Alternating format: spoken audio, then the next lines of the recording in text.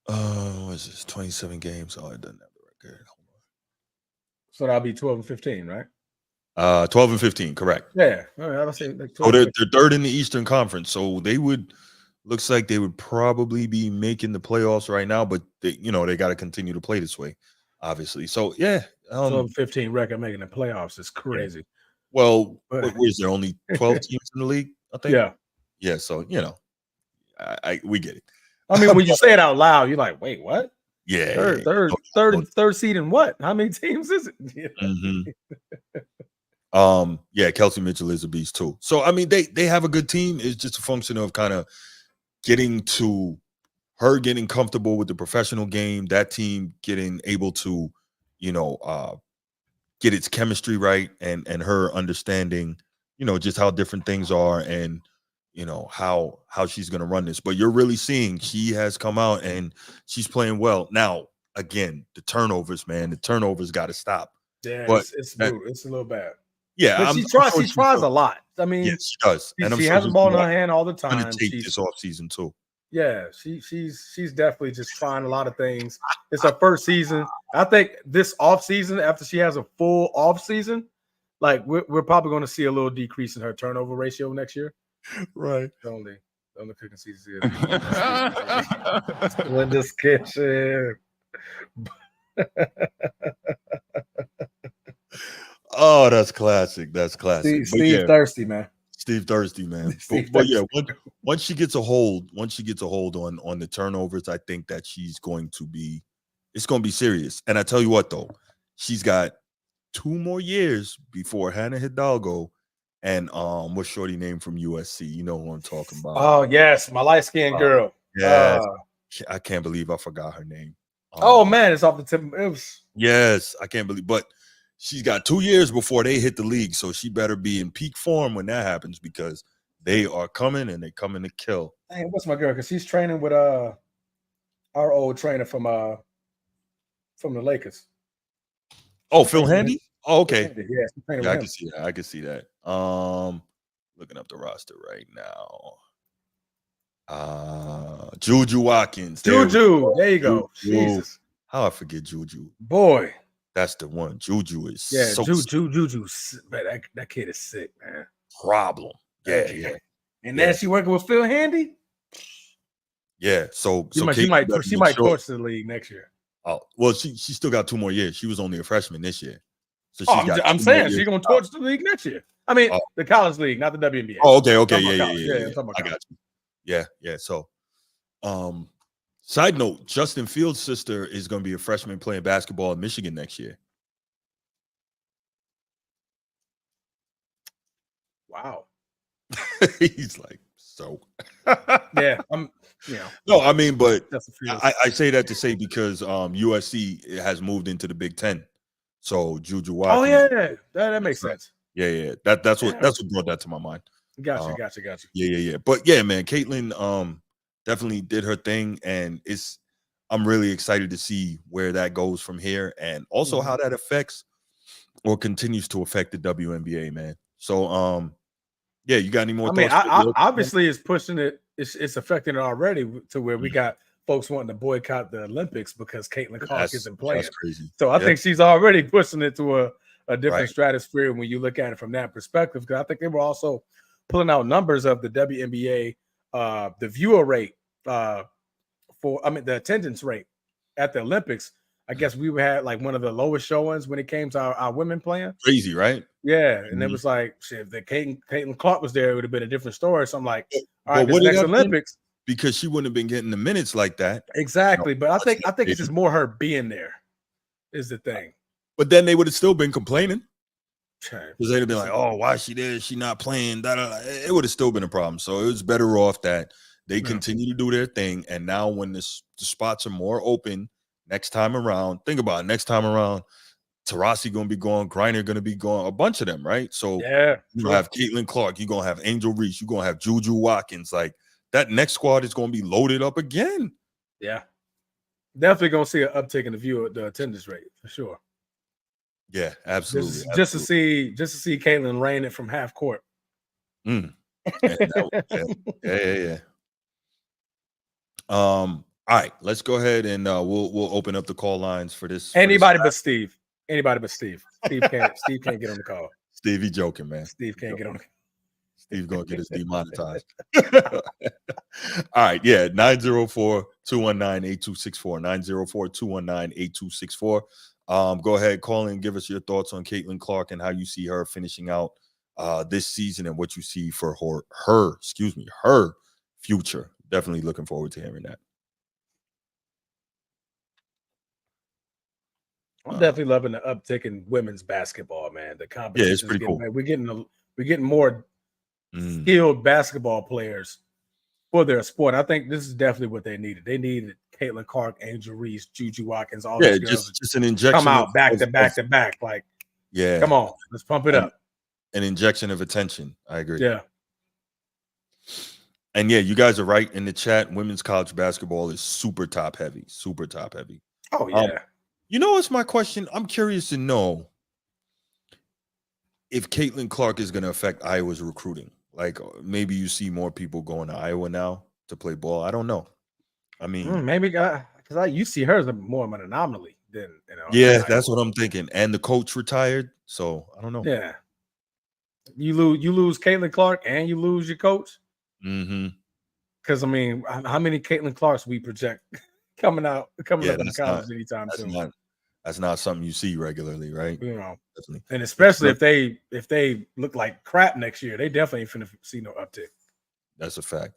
W can expand more in the coming years. And what cities would you all put a new franchise? Let's see what we got right now. You got New York, Chicago. You got DC, you got Connecticut, you got Atlanta, you have Chicago, you have Vegas. Yeah, Mason's got one. You have LA, you have Seattle. So we don't have a Florida team yet. Nope. There you go. There you go. We got to put one in Florida. So we thinking Orlando? Miami or Orlando? Yeah. Miami. Yeah, so Miami. Miami be a good one. Yeah, I'm cool with that.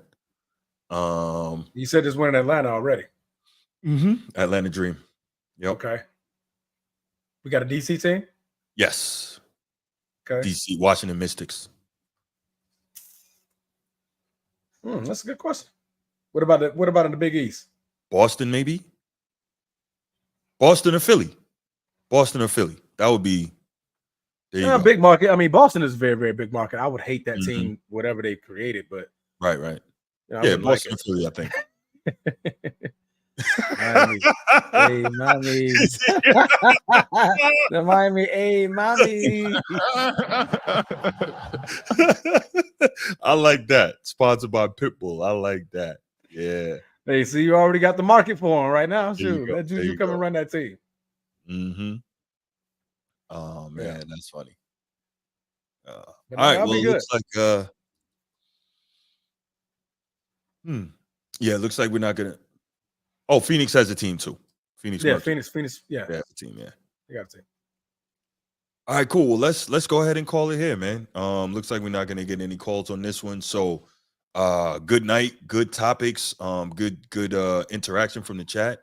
Definitely appreciate y'all. If you haven't already, you know what I'm gonna say. Make sure you like and subscribe to the channel, and make sure you're sharing this, man. I see a lot of the same faces in here every week or every time we do an episode, and I really appreciate that. I love that I'm getting to know y'all and I'm getting to interact with y'all. But share the channel, man. Share the channel, because I know y'all are not the only sports fans in your circles. So share the channel. Definitely let people know about it so they can get in here too. Especially young Disciple. I know Disciple definitely got a whole group chat full of bros. Facts. That's just talking that talk. Facts. man, check this live, man. Man, you heard the folks talk about Shaq and Kobe, man. There you go. Them 3 weeks. You know, young Disciple going in already. Right. Chat, man. Appreciate you, Ghost. I appreciate you. Thank you so much. All right, so we're gonna call it right here, and that's it. So again, thank you for joining the show. Appreciate it. Make sure you're sharing it, and we out. Big love. Peace.